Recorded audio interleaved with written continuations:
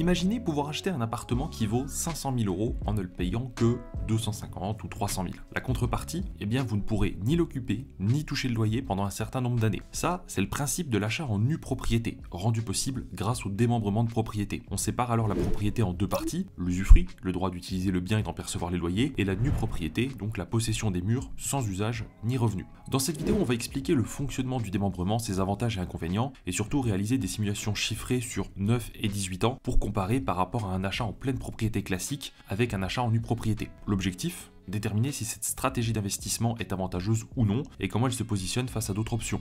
Acheter pour louer, investir ailleurs, etc. Juste pour qu'on soit clair, dans cette vidéo, on parle effectivement de démembrement. Là, on parle pas de démembrement, par exemple, comme si vous donniez la nue propriété à vos enfants. Là, c'est bien vous qui achetez auprès, par exemple, d'un promoteur en nue propriété et vous ne connaissez pas nécessairement l'usufruitier. Alors du coup, c'est parti, plongeons tout de suite dans le monde du démembrement. Nue propriété versus usufruit. Comment ça marche? Le démembrement de propriété consiste à diviser donc les droits de propriété entre deux parties pendant une durée définie. D'un côté, l'usufruitier, donc il obtient le droit d'occuper le bien ou de le louer, d'en percevoir les loyers. On dit qu'il détient l'usus et le fructus, évidemment issu du latin, et de l'autre, le nu propriétaire qui détient les murs du bien, l'abusus, le titre de propriété, mais sans pouvoir l'utiliser ni en tirer des revenus pendant la période convenue. Alors il faut savoir que cette notion de démembrement, elle est issue à la base du droit romain, donc c'est quand même assez ancestral, où il y avait à peu près ces mêmes notions justement de démembrement avec celui qui peut utiliser le bien, celui qui peut le posséder et tout ça. Il existe d'autres pays européens qui peuvent avoir cette notion de démembrement, alors notamment l'Espagne, la Belgique, l'Italie aussi de mémoire. Par contre, ce sont des notions qui sont quasiment inexistantes dans les pays anglo-saxons,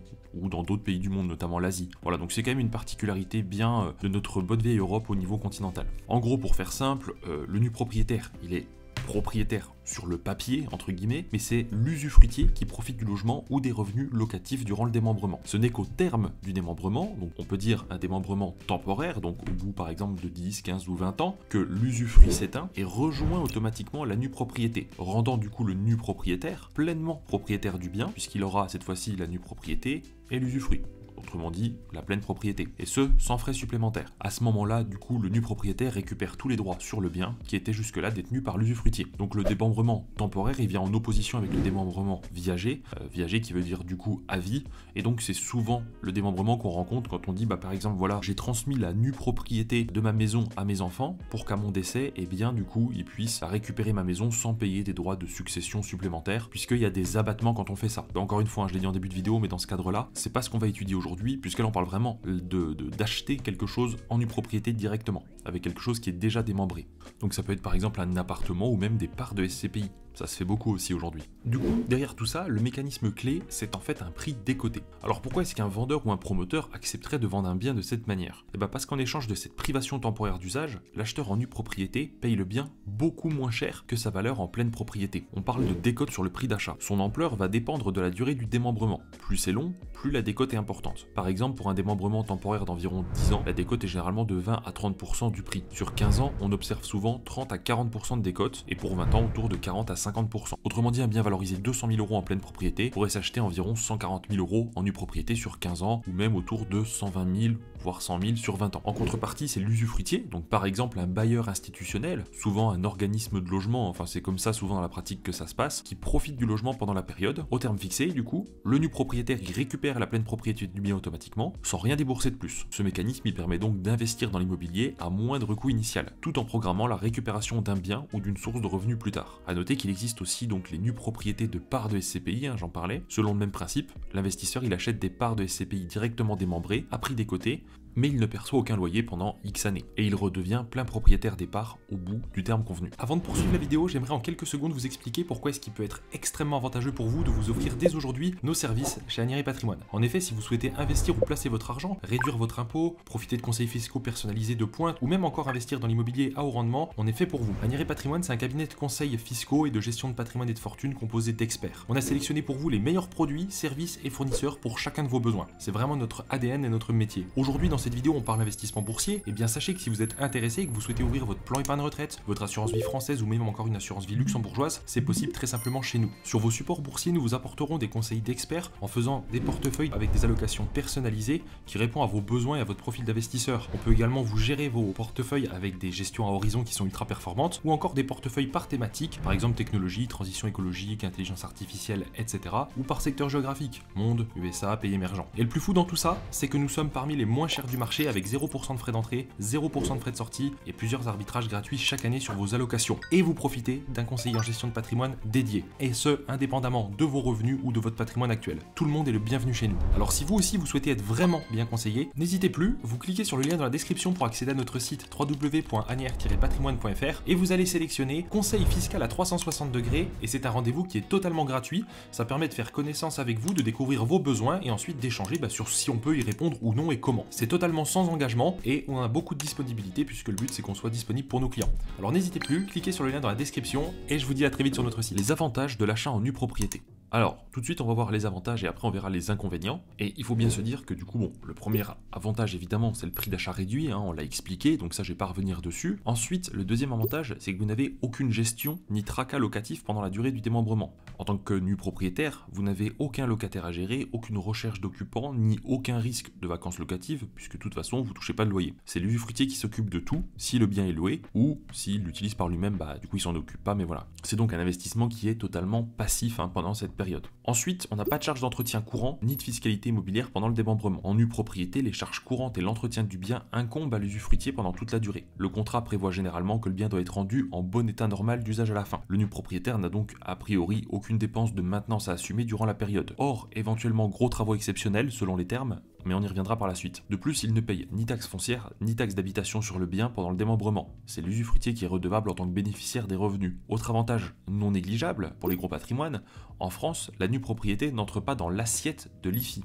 Donc l'impôt sur la fortune immobilière. La valeur du bien en démembrement est exclue de votre patrimoine taxable à l'IFI jusqu'à la fin du démembrement. Ainsi, on peut accroître son patrimoine immobilier sans alourdir son imposition pendant la durée de l'opération. Autre avantage, l'optimisation fiscale des revenus dans le temps. Puisque le nu propriétaire ne perçoit aucun loyer pendant la durée du démembrement, il n'ajoute pas de revenus fonciers à sa base imposable pendant ce temps. Ça peut être intéressant pour un investisseur fortement imposé sur le revenu qui souhaite éviter de payer davantage d'impôts aujourd'hui, en reportant la perception des loyers à plus tard, par exemple une fois à la retraite, quand sa tranche d'imposition sera plus basse. Il profite des revenus du bien au moment le plus opportun fiscalement. En somme, la nue propriété permet de différer des revenus imposables à une période ultérieure plus favorable. Par contre, il faut bien prendre en compte aussi qu'il y a un manque à gagner, parce que même s'il y a de l'impôt, ça veut dire qu'il y a du gain, donc c'est un vrai calcul. On y reviendra un petit peu plus tard dans la vidéo pour comparer justement le plus avantageux. Le dernier avantage, c'est la constitution d'un patrimoine futur sans effort mensuel, puisqu'en général, l'achat en nue propriété est réalisé comptant ou avec un financement partiel, parce que comme il n'y a pas de loyer pour rembourser un emprunt, les banques sont pas favorables à vous prêter sur 20 ans par exemple, sauf si vous avez vraiment la capacité de remboursement associée. Pour ceux qui disposent d'une épargne immobilisée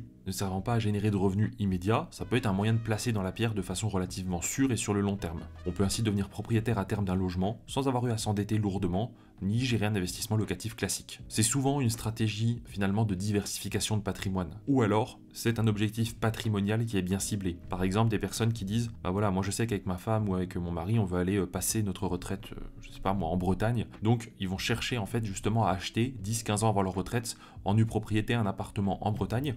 Comme ça, ils le payent moins cher et ils auront fait une bonne affaire pour leur retraite. Inconvénients et risques. On va donc maintenant parler des inconvénients et risques. Alors, le premier, c'est l'absence de revenus locatifs pendant toute la durée du démembrement. C'est évidemment le point noir, puisque du coup, vous n'allez pas toucher de loyer pendant 5, 10, 15 ans ou plus. Donc ça veut dire que ça ne va pas vous permettre de financer votre acquisition, et puis c'est de l'argent qui du coup, indirectement ne va pas travailler avant la fin du démembrement. Donc ça s'adresse vraiment qu'à des personnes qui ont de l'épargne qui dort et qui veulent acheter du coup, plutôt que de les laisser sur un livret A ou un compte courant. C'est donc aussi adressé à des personnes qui ont une vision long terme et qui sont patients. Et le fait de ne pas toucher le loyer, va réduire du coup aussi le rendement global, puisque c'est un manque à gagner général. Et donc ce qu'il faut faire, c'est le mettre au regard justement de la plus-value que vous allez réaliser, non seulement parce que vous avez acheté à prix décoté, mais aussi que pendant ces années-là, les biens immobiliers vont prendre de la valeur. Donc vous allez voir qu'il y a plusieurs facteurs financiers qui sont à prendre en compte dans tout ça. Ensuite, c'est que c'est un placement à long terme et peu liquide. Donc investir en nue propriété, c'est s'engager sur du long terme. Rien ne vous interdit de revendre votre droit de nue propriété avant le terme si vous avez un imprévu. Cependant, ce serait généralement peu avantageux. En cours de démembrement, votre bien il reste décoter, puisque l'usufruit n'est pas éteint, et vous pourrez vendre qu'à un autre investisseur intéressé par la nue propriété restante, probablement avec une forte décote toujours appliquée, puisque la personne qui va vous le racheter, bon déjà il faut la trouver, puis forcément elle va négocier aussi derrière, donc vous n'allez pas faire une grosse plus-value, même si ça fait 10 ans que vous patientez. Ensuite, l'autre inconvénient, c'est que ça nécessite un apport financier important ou un financement solide, on l'a vu, donc il faut avoir soit de l'argent, soit une banque qui vous suit, puisque vous n'aurez pas de loyer pour payer le crédit en face. Autre inconvénient, ça peut être les risques liés à l'entretien du bien et à sa valorisation. Normalement, l'usufruitier, surtout s'il s'agit d'un bailleur institutionnel ou un bailleur social, il prend en charge l'entretien courant et doit rendre le bien en bon état d'usage. Cependant, certains travaux de rénovation importants peuvent rester à la charge du nu propriétaire selon la convention signée. Par exemple, les grosses réparations, ravalement de façade, réfection de toiture, remplacement d'un ascenseur, etc. Ça peut représenter des dépenses lourdes en fin de période et rogner la rentabilité finale si on n'y a pas prêté attention. Il est donc crucial d'acheter des biens qui sont en bon état et qui vont surtout le rester sur la durée du démembrement, et surtout bien lire le contrat pour savoir qui paye quoi en termes de travaux. Par ailleurs, il y a un risque que l'usufruitier, s'il a des difficultés financières, il entretienne mal le bien pendant des années, et un logement mal maintenu donc peut perdre sa valeur, logique, et le nu propriétaire, c'est lui qui en pâtirait à terme. Donc le plus sûr dans tout ça, ça reste si l'usufruitier c'est un acteur fiable, comme un organisme public ou une société solide. Mais voilà, le risque existe toujours. Ensuite, autre inconvénient, ça peut être les imprévus à la fin du démembrement. Théoriquement, à l'échéance, le bien est libre, cependant on peut imaginer des soucis, par exemple un locataire qui refuse de partir ou des retards pour libérer le logement. Ce sont des cas rares mais qui sont juridiquement possibles et qui pourraient retarder votre jouissance de bien une fois la pleine propriété récupérée. Enfin, pour finir, en inconvénient, il pourrait y avoir une évolution défavorable du marché immobilier, parce que si contre toute attente la valeur du bien stagne ou baisse sur la période, le nu propriétaire pourrait voir son gain potentiellement s'évaporer. Il aurait alors renoncé à des loyers pendant X années sans bénéficier d'une appréciation de capital suffisante en compensation. C'est pourquoi il faut être conscient que la performance de l'opération dépend en partie de l'évolution du marché immobilier sur le long terme. Avant de passer à un exemple chiffré, on va faire une petite conclusion sur ce qu'on vient de voir. Vous l'aurez compris, investir en nue propriété, c'est un pari sur l'avenir. Donc la clé, c'est de choisir des secteurs géographiques qui sont porteurs et qui vont évoluer en termes de prix, de démographie, etc. Il est difficile d'avoir une vision sur 20 ans. En principe, le marché immobilier est censé évoluer toujours un peu plus vite que l'inflation, en tout cas dans les zones qui sont à fort potentiel, mais on ne sait pas trop comment demain est fait. Est-ce qu'il ne va pas y avoir un moment un changement de tendance avec la démocratisation du télétravail? Est-ce qu'il n'y a pas des grandes villes qui vont être un peu plus désertées pour des endroits plus calmes, etc. Il faut bien vous dire que en principe, si vous achetez dans une ville qui aujourd'hui est déjà tendue, dans un centre-ville qui est déjà tendu, le prix de l'immobilier n'est pas censé décoter. Sauf retournement de situation, ou changement de consommation, ou catastrophe, on va dire, climatique ou naturelle, enfin vous voyez, il peut se passer beaucoup de choses, mais ça devrait pas décoter. Par contre, est-ce que la croissance va continuer à être aussi rapide qu'elle l'a été sur les 20 ou 30 dernières années? Ça, c'est pas si sûr. En tout cas, c'est pas évident de dire. Ensuite, je dirais, ça c'est peut-être mon avis, enfin c'est mon avis personnel, donc rien n'est certain, attention je mets des pincettes, mais je dirais que les zones qui ont peut-être le plus de potentiel, ce sont aujourd'hui les zones semi-tendues, ça va être des zones de périphérie urbaine qui sont croissantes, qui ont un bon cadre de vie, et puis qui peuvent que prendre de la valeur dans le temps avec la croissance démographique, avec le développement des zones commerciales, avec tout ça. Donc je pense qu'autour de chez nous, en fonction de là où vous habitez, vous avez tous en tête une ville où on se dit tiens, c'est une petite ville aujourd'hui, mais c'est vrai que ce serait cool d'y vivre, c'est vrai qu'elle a beaucoup de potentiel, il y a un bon dynamisme économique, etc. Donc c'est potentiellement dans ces zones-là que la croissance des prix pourrait être la plus rapide. N'hésitez pas à me dire en tout cas ce que vous en pensez dans les commentaires. Et si vous souhaitez vous aussi investir en nue propriété dans une zone de votre choix en France, ou alors peu importe dans des zones à fort potentiel, n'hésitez pas à prendre rendez-vous avec nous, on travaille avec différents promoteurs qui le proposent, donc ça peut être intéressant pour vous éventuellement si ça vous intéresse. Bien, on va maintenant passer à l'analyse chiffrée d'un achat en nue propriété versus pleine propriété. On va partir sur un scénario de 18 ans, sinon la vidéo va être trop longue. Dans cet exemple, on va prendre un bien immobilier considéré, d'accord? On va dire que c'est un appartement qui est valorisé à 200 000 € aujourd'hui en pleine propriété. Ensuite, on va prendre en compte le rendement locatif net. Donc ça, c'est les loyers nets de charges courantes et frais d'entretien avant impôt. Partons sur 4% par an. C'est pas énorme, mais comme on va dire que les nues propriétés sont souvent investies dans des zones tendues ou semi-tendues, les rendements locatifs sont souvent bas. Donc on va être prudent dans l'estimation. Ça signifie que si le bien est loué en pleine propriété, le propriétaire encaisserait normalement 8 000 € de loyer net la première année, 4% de 200 000, et donc on suppose que ce rendement net reste stable et suit l'inflation. Autrement dit, les loyers augmentent au même rythme que la valeur du bien pour l'étude. Ensuite, on va prendre l'inflation générale, donc la hausse des prix, 2% par an. Donc c'est la cible de long terme habituelle, ça servira à apprécier la valeur réelle des gains et l'évolution des loyers, et on va prendre aussi l'inflation immobilière. Alors, il peut y avoir plusieurs cas de figure, mais on va supposer une hausse des prix également de 2% par an, puisque comme je l'ai dit, c'est difficile de se projeter sur les prochaines années, est-ce que ça va continuer à grimper fort ou pas? Si oui, ça ne pourra être que meilleur. sinon ce sera peut-être moins bien. Mais bon, on va partir du fait que l'immobilier suit l'inflation générale. Donc ça veut dire que le bien qui vaut 200 000 € aujourd'hui vaudrait environ 2% de plus chaque année. Et il y a également l'usure et l'entretien du bien, donc en pleine propriété, le propriétaire doit assumer la taxe foncière et l'entretien. Dans notre calcul, on considère que le rendement net de 4% est après entretien courant, donc ces coûts sont déjà déduits pour simplifier. Néanmoins, le propriétaire en pleine propriété paierait typiquement la taxe foncière, donc disons 0,5% de la valeur par an, et devrait éventuellement faire quelques travaux de rafraîchissement au cours de route. On notera toutefois qu'après 18 ans, l'appartement aura vieilli, le nu propriétaire pourrait envisager des travaux de rénovation à sa charge une fois la pleine propriété récupérée. Ça, c'est pas chiffré dans notre simulation de base, mais voilà, faudra le garder à l'esprit comme éventuelle dépense post-démembrement. Ok, alors on est parti pour le scénario du coup sur 18 ans, donc on va commencer par justement la nue propriété, le démembrement, donc on va voir ce que ça donne. Donc sur 18 ans, on a dit que c'était plus fort, en termes de décote, on va imaginer qu'il y a une décote de 40%. Le nu propriétaire paierait donc 120 000 € au lieu de 200 000 pour acquérir cette fameuse nue propriété.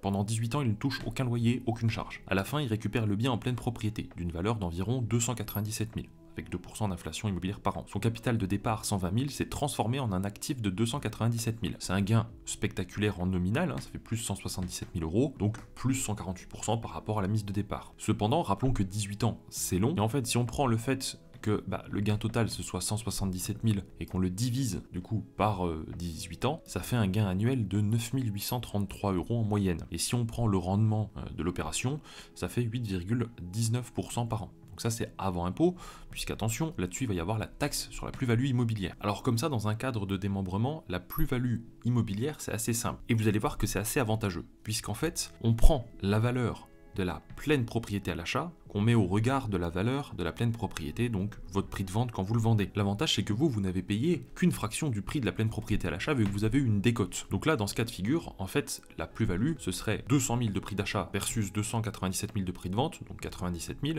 sauf que vous allez pouvoir en plus, comme ça fait plus de 5 ans, majorer, vous savez, de 7,5% au titre du coût du forfait les frais de notaire, plus de 15% au titre du forfait des travaux. Donc si je fais 200 000 plus 22,5%, ça me fait 245 000, donc 245 000 versus 297 de prix de vente, ça me fait 52 000 € de plus-value. Et là-dessus, comme ça fait 18 ans, je vais être taxé au taux de 17,1%. Vous savez, il y a les abattements par année, etc. Là, c'est directement le taux de taxation.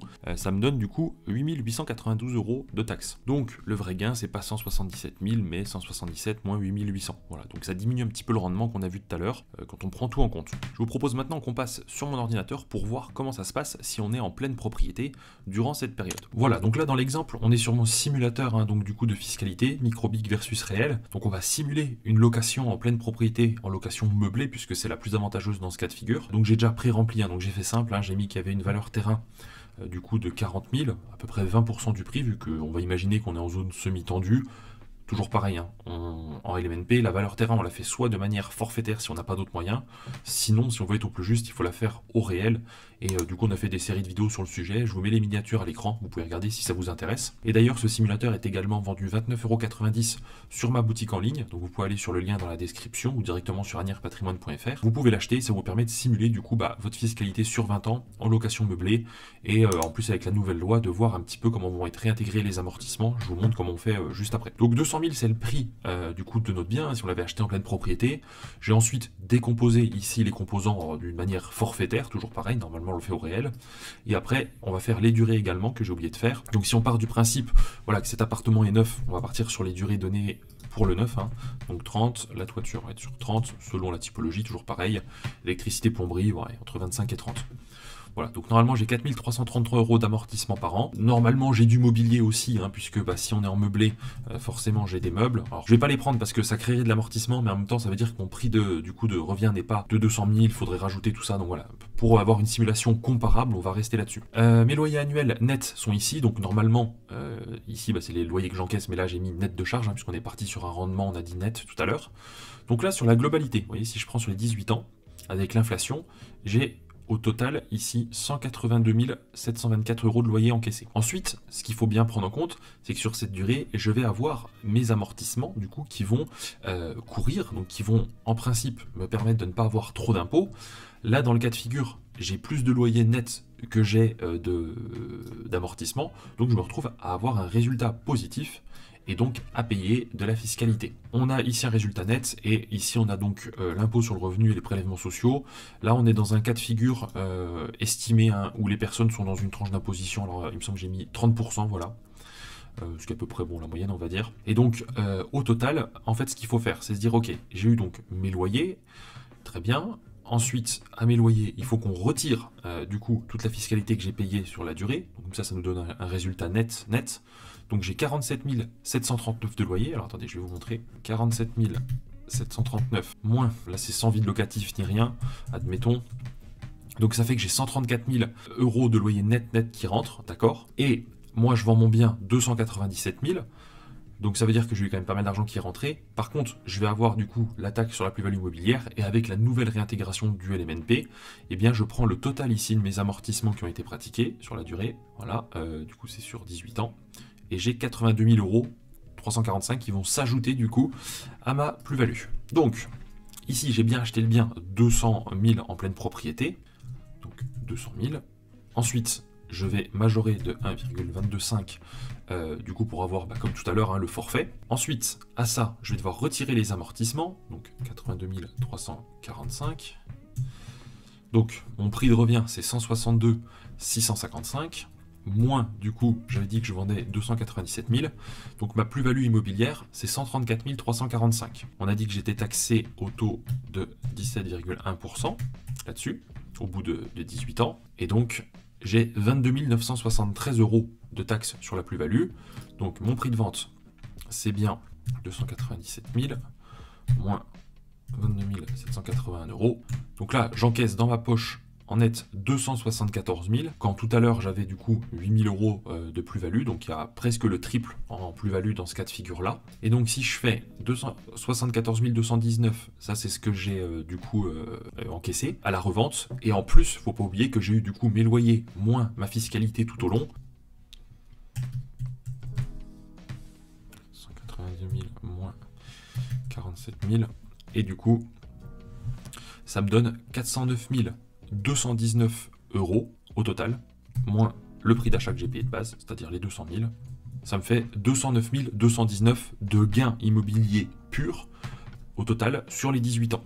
Voilà, du coup si on compare en fait les deux, dans un cas je vais avoir environ 169 000 euros de gains, c'est l'achat en nue propriété, et dans l'autre cas si j'ai été en pleine propriété, en prenant en compte la fiscalité etc, eh bien je me retrouve à 209 000 euros de gains. Alors c'est théorique puisque moi dans mon cas de figure, j'ai imaginé qu'il n'y avait aucun vide locatif, on a imaginé qu'il n'y avait pas de dépenses imprévues etc, on a gardé le même rendement net, sachant qu'on n'a pas pris en compte qu'il y avait l'achat des meubles, sachant qu'on n'a pas pris en compte qu'il y avait la fiscalité, la CFE qui normalement du coup viennent en plus, enfin vous voyez, il y a beaucoup de choses. Donc on va dire que finalement si on met au regard à peu près de manière réelle, on est sur une opération qui va être quasi similaire, sauf que dans un cas on n'a aucun tracas et dans l'autre, eh ben du coup on a un peu plus de tracas et de la gestion locative et tout ça. Donc en fait, vous l'aurez compris, ce qui déjà pénalise la pleine propriété, c'est cette nouvelle loi sur le LMNP, premièrement, et en plus, deuxièmement, ce qui va pénaliser aussi l'achat donc en pleine propriété, c'est que là, on a pris une inflation donc à 2% par an. Vous l'aurez compris, ce qui peut vraiment faire la différence, c'est si jamais vous arrivez à trouver une zone où l'inflation va être plus forte que l'inflation naturelle, et donc ça a vraiment un impact au total, puisque ça veut dire que vous allez peut-être faire une super affaire. Tous les gens par exemple qui ont pu acheter, alors j'en connais pas, mais qui ont acheté par exemple en nue propriété dans les années 2000 à Annecy, aujourd'hui leurs appartements valent de l'or, pareil pour Lyon, donc voilà, tout va dépendre un petit peu du marché. J'espère que cette vidéo vous aura plu, vous aura permis d'y voir plus clair. N'hésitez pas à nous contacter si vous souhaitez acheter en nue propriété. On fait des bilans patrimoniaux gratuits de 45 minutes avec un expert, ce qui nous permet de voir un petit peu toutes les solutions qu'on peut vous proposer par rapport à votre profil, par rapport à vos objectifs, etc. On travaille sur une vision vraiment à 360 degrés, donc on vous fait un check-up complet et puis on avance ensemble progressivement dans une relation de confiance. N'hésitez pas non plus à vous abonner à la chaîne si c'est pas fait, liker la vidéo, la partager à vos proches si ça peut les intéresser. Et puis je vous dis à très vite et à bientôt pour de prochains contenus.